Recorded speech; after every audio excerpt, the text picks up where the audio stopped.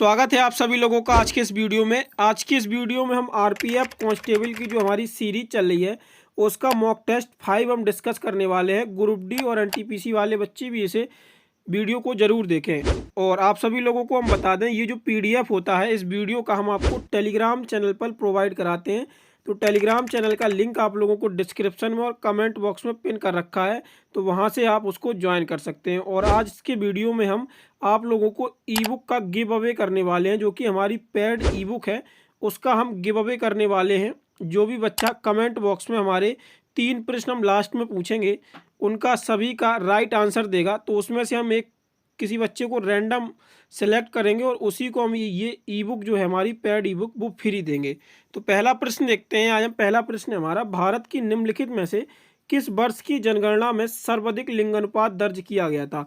तो भारत की किस वर्ष की जनगणना थी जिसमें हमने सर्वाधिक लिंगानुपात दर्ज किया था, तो उसका राइट आंसर क्या होगा। तो इसका राइट आंसर होगा बी, 1901 में हमने सर्वाधिक लिंगानुपात दर्ज किया था। और यहाँ पे 1921 दिख रहा होगा, इसको हम द ग्रेट डिवाइड ईयर के नाम से जानते हैं। ठीक है, 1921 को ग्रेट डिवाइड ईयर के नाम से भी जानते हैं। अगर हम जनगणना के बारे में महत्वपूर्ण चीज़ें देखते हैं तो जनगणना की सबसे पहले शुरुआत किसने की थी, तो 1872 में लॉर्ड मेयो के समय जनगणना की शुरुआत की गई थी। और 1881 से रिपिन के समय से नियमित रूप से जनगणना स्टार्ट कराना शुरू किया गया था। सर्वप्रथम जनगणना किस देश ने कराई थी, तो सर्वप्रथम जो जनगणना कराई गई थी वो 1749 में स्वीडन देश के द्वारा सर्वप्रथम जनगणना कराई गई थी। अगर हम भारत के 2011 की जनगणना के हिसाब से भारत की जनसंख्या देखें तो वो कितनी थी, तो वो 121 करोड़ जनसंख्या थी। और ये विश्व भर का कितने प्रतिशत जनसंख्या था, ये था आपका 17.5%। ये विश्व भर की जनसंख्या का प्रतिशत था। तो ये थी इस प्रश्न से संबंधित जानकारी। अगला प्रश्न देखते हैं। अगला प्रश्न हमारा, निम्नलिखित में से कौन सा अनुच्छेद संसद में प्रयोग की जाने वाली भाषा से संबंधित है। तो संसद में जो भाषा प्रयोग होती है उससे संबंधित कौन सा अनुच्छेद है, तो इसका राइट आंसर क्या होगा। तो इसका राइट आंसर जो है वो होगा अनुच्छेद 120, संसद में प्रयोग किए जाने वाली भाषा से संबंधित है। वहीं अगर हम विधानसभा में प्रयोग की जाने वाली भाषा से संबंधित अनुच्छेद कौन सा होता है, तो वो आपका होगा 210 अनुच्छेद जो है ये विधानसभा में प्रयोग की जाने वाली भाषा से संबंधित है। अनुच्छेद 110 आपको यहाँ पे ऑप्शन ए में दिख रहा है, तो ये किससे संबंधित है, तो ये धन विधेयक के बारे में जानकारी देता है। और 112 क्या है, अनुच्छेद 112 में क्या है, वार्षिक वित्तीय विवरण की चर्चा है 112 अनुच्छेद में। अगला प्रश्न देखते हैं। अगला प्रश्न है, 1950 में भारत के सर्वोच्च न्यायालय में न्यायाधीशों की संख्या कितनी थी। तो 1950 में जो भारत के सर्वोच्च न्यायालय में न्यायाधीशों की संख्या थी वो कितनी थी, तो इसका राइट आंसर होगा 8। 8 में एक मेन जज था और 7 जो अपर जज होते हैं ये थे। तो 7 + 1 8 जजों की संख्या थी 1950 में भारत के सर्वोच्च न्यायालय में। अगर हम वर्तमान स्थिति की बात करें तो वर्तमान स्थिति में जो जजों की संख्या है वो 33 है, 1 + 32 करके ये 33 जजों की संख्या है। लेकिन अधिकतम संख्या कितनी हो सकती है अगर ऐसा पूछ लिया जाए, तो जो अधिकतम संख्या हो सकती है वो 34 जज हो सकते हैं। अगर ये पूछ लिया जाए तो 34 बताना है। अगर नॉर्मली पूछा जाता है तो वर्तमान स्थिति के अनुसार कितने जज हैं, तो ये 33 हैं। तो 1 + 32 ये इसका कॉम्बिनेशन होगा। अगर हम पहले सर्वोच्च न्यायालय के जज की बात करें तो वो कौन होंगे, तो वो हरीलाल जे कानिया जो है ये पहले जज होंगे। और वर्तमान समय में कौन है, जो कि 51वें नंबर के चीफ जस्टिस हैं, तो ये संजीव खन्ना 51 नंबर के चीफ जस्टिस हैं वर्तमान समय में। अगला प्रश्न देखते हैं। अगला प्रश्न है, हाल ही में 2024 में वैश्विक ऊर्जा संक्रमण सूचकांक में भारत का स्थान क्या रहा। तो यहाँ पे पूछा गया है 2024 में जो वैश्विक ऊर्जा संक्रमण सूचकांक था उसमें भारत का स्थान क्या रहा था। तो इसका राइट आंसर क्या होगा, तो इसका जो राइट आंसर है वो होगा 61वां स्थान रहा था भारत का वैश्विक ऊर्जा संस्थान में। ये जो इंडेक्स होते हैं ये बहुत इंपॉर्टेंट होते हैं, तो इनको आप नोट जरूर कर लीजिएगा। अगर यहाँ पे हम देखें 10वें नंबर पे भारत किस में रहा था, तो जो साइबर क्राइम होता है, साइबर क्राइम इंडेक्स 2024 के अनुसार जो भारत की रैंक रही थी वो 10वें नंबर की भारत की रैंक रही थी। वहीं भारत 39वें स्थान पर किस रैंक इंडेक्स में रहा था, तो वैश्विक नवाचार सूचकांक में जो वैश्विक नवसार सूचकांक 2024 था उसमें भारत की रैंक थी जो वो 39वीं रैंक रही थी, और 105वीं रैंक किसमें रही थी, जो ग्लोबल हंगर इंडेक्स होता है उसमें भारत की रैंक जो थी वो 105वीं रैंक थी भारत की। अगला प्रश्न देखते हैं। अगला प्रश्न है विश्व प्राकृतिक संरक्षण दिवस कब मनाया जाता है। तो विश्व प्राकृतिक संरक्षण दिवस ये आपका कब मनाया जाता है, तो इसका राइट आंसर क्या होगा, तो इसका राइट आंसर होगा 28 जुलाई। 28 जुलाई को हम विश्व प्रकृति संरक्षण दिवस के रूप में मनाते हैं। वही 12 जुलाई को हम क्या मनाते हैं, तो 12 जुलाई को हम मलाला दिवस के रूप में मनाते हैं, और 5 जून को हम विश्व पर्यावरण दिवस के रूप में मनाते हैं। 8 मार्च को क्या मनाते हैं, तो अंतर्राष्ट्रीय महिला दिवस के रूप में हम 8 मार्च को सेलिब्रेट करते हैं। ये आपको याद रखना है, 5 जून और 8 मार्च ये इंपॉर्टेंट होता है। 8 मार्च को महिला दिवस मनाते हैं और 5 जून को क्या मनाते हैं, तो विश्व पर्यावरण दिवस मनाते हैं। अगला प्रश्न आता है उष्णकटिबंधीय सदाबहार वनों में व्यावसायिक रूप से महत्वपूर्ण पेड़ कौन होता है।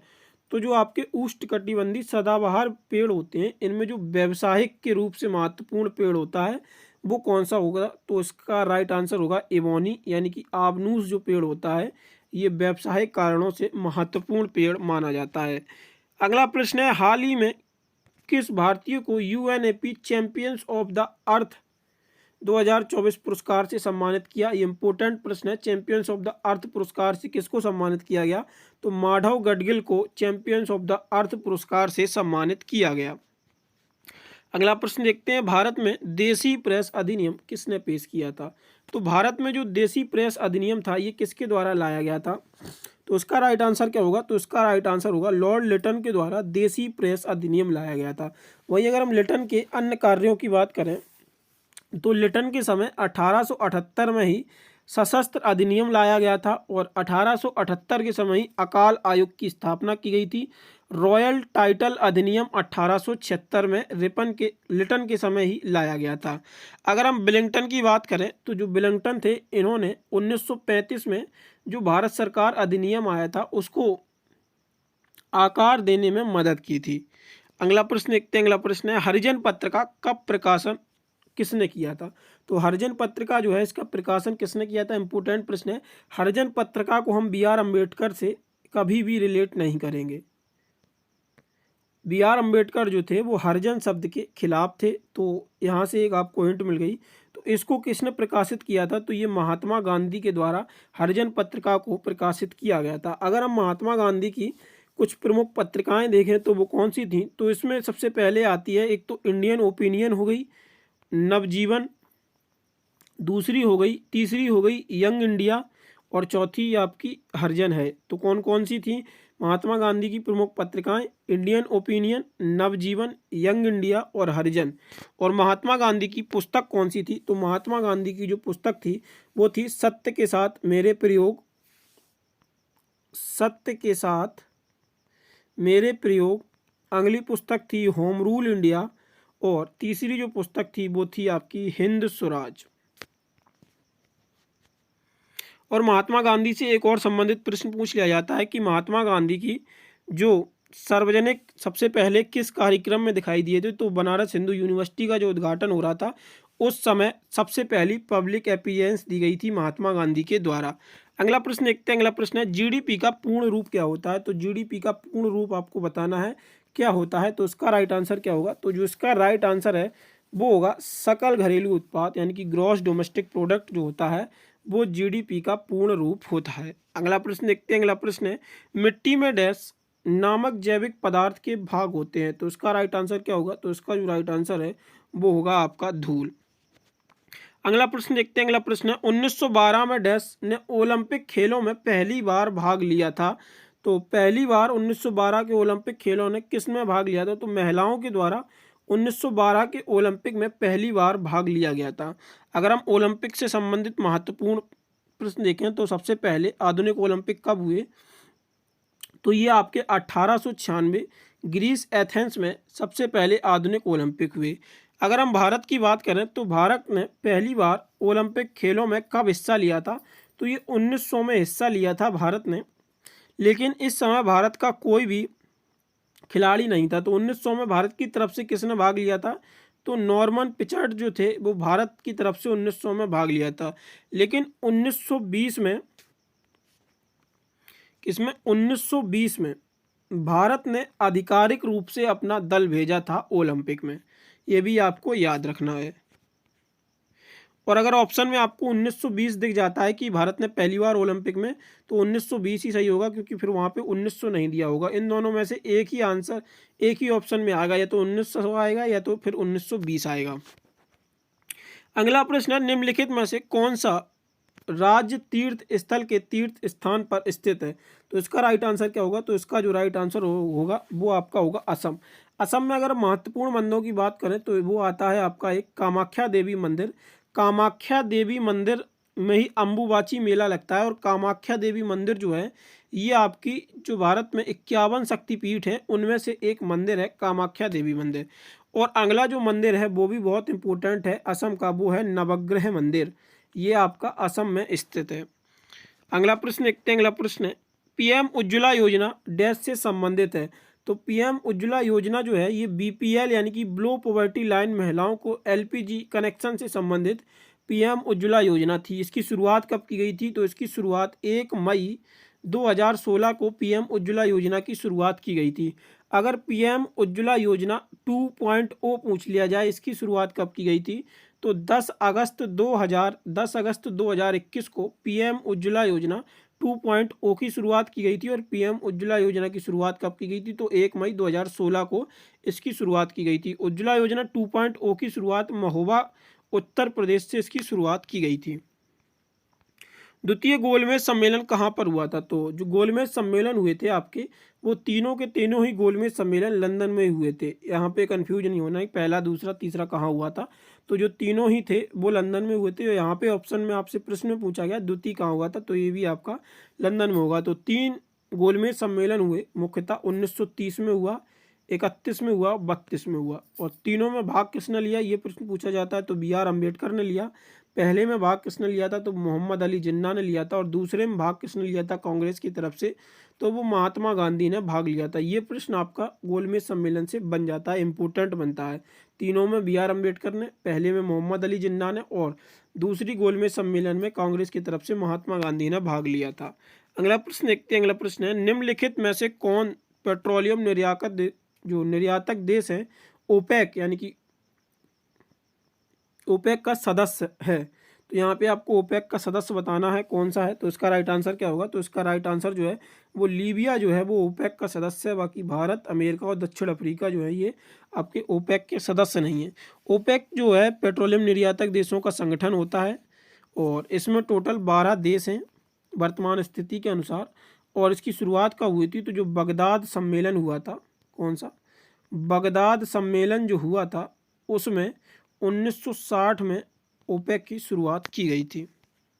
अगला प्रश्न आता है, तांडव नृत्य मुद्रा में प्रसिद्ध नटराज की मूर्ति निम्नलिखित में से किस काल की है? तो इसका राइट आंसर क्या है? तो इसका राइट आंसर होगा चोल। तो जो तांडव नृत्य मुद्रा है ये चोल नृत्य की जो नटराज, ये चोल साम्राज्य के समय की मूर्ति है। अगला प्रश्न आता है, भारतीय अर्थव्यवस्था पर सांख्यिकी की पुस्तिका कौन प्रकाशित करता है? तो सांख्यिकी की जो पुस्तिका प्रकाशित करता है वो भारतीय रिजर्व बैंक यानी कि RBI के द्वारा इसकी पत्रिका को प्रकाशित किया जाता है। अगला प्रश्न आता है, 2 क्रमागत संकुचन या 2 सतत दुर्बलताओं की सफलता के बीच की दूरी को हम क्या कहते हैं? तो उसका राइट आंसर होगा तरंग दैर्घ्य, हम इसको कहते हैं। इंपॉर्टेंट प्रश्न है आपका। और साउंड से जितने भी प्रश्न बन सकते थे वो पहले हम चारों मॉक में, और ये अभी तक हम सब डिस्कस करा चुके हैं आपको। अगला आता है आपका, निम्नलिखित में से कौन ताप और विद्युत का चालक है? तो उसका राइट आंसर क्या होगा? तो उसका राइट आंसर होगा धातु। अगला प्रश्न देखते हैं, सेज का क्या है जिसे विदेशी निवेश आकर्षित करने के लिए स्थापित किया जाता है? तो ये स्पेशल इकोनॉमिक जोन होता है यानी कि विशेष आर्थिक क्षेत्र, ये सेज का पूर्ण रूप होता है। अगला प्रश्न देखते हैं, डॉक्टर सलीम अली पक्षी अभ्यारण्य कहाँ पर स्थित है? तो डॉक्टर सलीम अली पक्षी अभ्यारण्य कहाँ पर स्थित है? तो गोवा में ये स्थित है। और सलीम अली से आप क्या याद रख सकते हैं, ये मैंने आपको मॉक थर्ड में कराया था। इनको हम बर्ड मैन ऑफ इंडिया के नाम से जानते हैं। और इनकी पुस्तक कौन सी है? The fall of an Indian sparrow, ये सलीम अली की पुस्तक है। अगला आता है, पंडवानी गायिका, यहाँ पे ये आपका गायिका होगा ऊषा बारले 2023 में किस पुरस्कार से सम्मानित किया गया था? तो ऊषा बारले जो पडवानी गायिका हैं 2023 में इनको किस पुरस्कार से सम्मानित किया गया था? तो इनको आपको बताना है हमें कमेंट बॉक्स में किस पुरस्कार से इनको सम्मानित किया गया था। और अगर हम पडवानी से अन्य महत्वपूर्ण नाम देखें तो वो कौन से आते हैं? तो वो आपका है पडवानी से जो नाम आते हैं वो है तीजन बाई, जेना बाई और ऋतु वर्मा और पुनिया बाई, ये जो हैं आपके पडवानी से संबंधित हैं। और यहाँ पे पडवानी गायिका ऊषा बारले को कौन सा पुरस्कार से सम्मानित किया गया था? तो ये पद्मश्री से सम्मानित किया गया था। अगला प्रश्न देखते हैं, your best day is today किसकी पुस्तक है? तो your best day is today ये जो पुस्तक है किसकी है? तो ये अनुपम खेर की पुस्तक है। और यहाँ पे मुल्कराज आनंद का नाम देख रहे होंगे, इनकी पुस्तक हम करा चुके हैं आपको। कौन कौन सी पुस्तक है? एक तो इनकी है अनटचेबल, दूसरा है कुली और तीसरी पुस्तक है द स्वॉर्ड एंड सिकिल। ये मुल्कराज आनंद की 3 महत्वपूर्ण पुस्तक हैं। अगला प्रश्न देखते हैं, दादा भाई नौरोजी ने ईस्ट इंडिया एसोसिएशन की स्थापना कहाँ की थी? तो दादा भाई नौरोजी ने ईस्ट इंडिया एसोसिएशन की स्थापना जो की थी वो आपकी लंदन में की गई थी 1866 में। दादा भाई नौरोजी ने ये आपकी ईस्ट इंडिया एसोसिएशन की स्थापना की थी। और दादा भाई नौरोजी से संबंधित आपको क्या याद रखना है? तो दादा भाई नौरोजी ने सबसे पहले राष्ट्रीय आय निकालने का प्रयास किया था और इन्होंने ही ड्रेन थ्योरी दी थी। ड्रोन थ्योरी किसके द्वारा दी गई थी? तो दादा भाई नौरोजी के द्वारा ड्रेन थ्योरी दी गई थी। और इनकी पुस्तक कौन सी है? तो poverty and un British rule in India, ये दादा भाई नौरोजी की पुस्तक है, ये आपको याद रखना है। अब हम आप लोगों से आज का प्रश्न ये पूछते हैं जिसका आंसर आप लोगों को कमेंट बॉक्स में बताना है। पहली बार अंतरिक्ष में युद्ध अभ्यास विक्टस हेस किसके द्वारा आयोजित किया गया? तो इसका आंसर आप लोग हमें कमेंट बॉक्स में बताएंगे। और बुक के गिव अवे के लिए आपसे हम प्रश्न पूछते हैं, जो भी बच्चे इसके राइट आंसर्स देंगे इन प्रश्नों के, तो यहाँ पे हम 3 प्रश्न पूछेंगे आपसे गिव अवे के लिए। और ये चौथा प्रश्न आपका हो गया, इसका भी आंसर आपको हमें कमेंट बॉक्स में बताना है। तो चारों प्रश्नों का जो राइट आंसर देगा उसमें से हम एक बच्चा सिलेक्ट करेंगे, उसको हम बुक जो है वो फ्री गिव अवे करेंगे, जो हमारी पेड ई बुक है। तो पहला प्रश्न है हमारा, भारत की महिला साक्षरता दर कितनी है? महिला साक्षरता दर कितनी है? और भारत की पुरुष साक्षरता दर कितनी है 2011 की जनगणना के हिसाब से? आपको ये बताना है। और तीसरा जो प्रश्न है वो है, भारत की कुल साक्षरता दर कितनी है? भारत की कुल साक्षरता दर कितनी है? तो ये आपको फिर से प्रश्न रिपीट किए दे रहे हैं। भारत में 2011 की जनगणना के अनुसार महिला साक्षरता दर कितनी है? और 2011 की जनगणना के अनुसार पुरुष साक्षरता दर कितनी है? और 2011 की जनगणना के अनुसार भारत की साक्षरता दर कितनी है? तो ये 3 प्रश्न हो गए। और चौथा प्रश्न आपका ये रहा। इन चारों प्रश्नों के आंसर आपको हमें कमेंट बॉक्स में बताना है, वहीं पे हम आप लोगों को इन्फॉर्म कर देंगे कौन इस ई बुक का गिव अवे का विनर होगा। और बाकी आप लोगों से रिक्वेस्ट है कि अगर आप लोगों ने अभी तक चैनल को सब्सक्राइब नहीं किया है तो प्लीज़ आप लोग चैनल को सब्सक्राइब कर लीजिए, अगर आप लोग पहली बार आए हैं चैनल पे तो। और अपने दोस्तों के साथ शेयर करना ना भूलें। और क्वेश्चंस के आंसर ज़रूर दें आप लोग। और ज़्यादा से ज़्यादा वीडियो को लाइक ज़रूर करें। धन्यवाद।